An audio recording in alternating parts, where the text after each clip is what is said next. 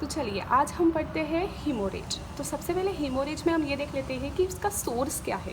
तो source of haemorrhage में दो पार्ट्स आते हैं, number 1 is external and number 2 is internal. तो सबसे पहले एक्सटर्नल मतलब जैसे ही नाम से आपको समझ जाएगा कि ये आपको ना बाहर की तरफ से दिखने में मिलेगा, so it is revealed outside and externally scene.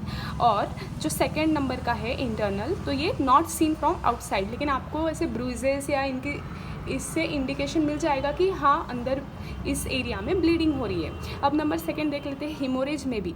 तो ये अब डिपेंड करेगा हीमोरेज वो आर्टरीज से हो रहा है, वेन्स से हो रहा है या कैपिलरीज की वजह से हो रहा है। तो सबसे फर्स्ट अगर आर्टरीज का है ना, तो यहाँ पे आपको ना ब्राइट रेड कलर का ब्लड देखने को मिलेगा, और इसके बाद वेनस में आपको देखने को मिलेगा डार्क कलर का रेड कलर का ब्लड देखने को मिलेगा। अब इसके अंदर क्या होगा कि आपकी आर्टरी हो या वेन हो, ये जब डैमेज हो जाती है, इनको इंजरी हो जाएगी, तो वहाँ से वो वैसे कलर का ब्लड आपको देखने को मिलेगा। तो ये आपको एक इंडिकेशन मिलेगा कि हाँ यहाँ पे आर्टरीज रप्चर हुई है या फिर वेन्स रप्चर हुई है। नेक्स्ट देखेंगे कैपिलरी।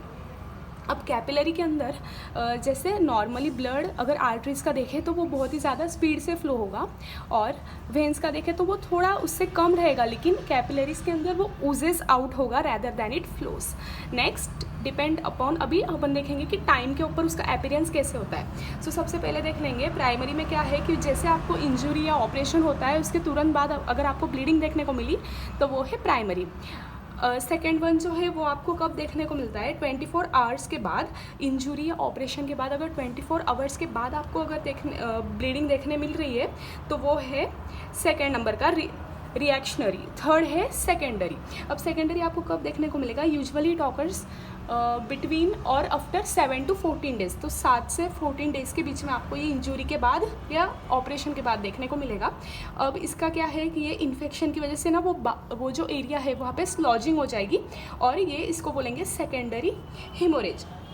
अब ये कभी कभी वार्निंग हीमोरेज भी होता है, तो ये रिस्क की कंडीशन भी हो सकती है। अब नेक्स्ट देख लेते हैं क्लिनिकल फीचर्स। तो क्लिनिकल फीचर्स में सबसे पहले आपको क्या देखने को मिलेगा, अब जैसे अब हमें पता है कि ब्लीडिंग हो रही है, मतलब अल्टीमेटली उसका जो ब्लड लॉस हो रहा है तो उससे फ्लूइड भी बॉडी का कम हो जाएगा। तो उससे सबसे पहले क्या होगा, उसका पल्स तो हाई होने लग जाएगा और बीपी उसका कम होने लग जाएगा, मतलब ये धीरे धीरे आगे चल के शॉक की कंडीशन हमें देखने को मिलेगी।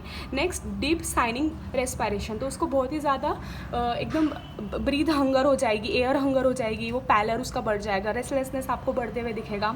कोल्ड एंड क्लैमी एक्सट्रीमिटीज़, तो ऑफकोर्स खून बॉडी का कम हो गया है या आप बोले फ्लूइड कम हो गया है, तो अल्टीमेटली उसका जो हाथ पैर रहेंगे आपको थोड़े ठंडे ठंडे से महसूस होंगे।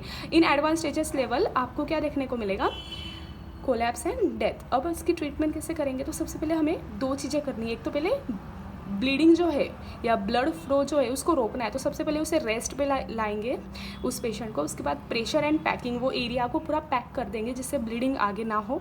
और ऑपरेटिव मेथड्स में 2 आते हैं, आर्टरी के क्लिप्स और फोर्सेप, ये 2 चीज़ें यूज़ करते हैं। नेक्स्ट अब इसमें सेकेंड हम देखेंगे to restore blood volume by blood transfusion. अगर उसे बहुत ज़्यादा अनीमिया हो जाए या बहुत उसे ब्लीडिंग ज़्यादा हो गई है तो हमें उसे उसका पूरा ये चेकअप करने के बाद ब्लड ट्रांसफ्यूजन करवाना पड़ेगा। Thank you.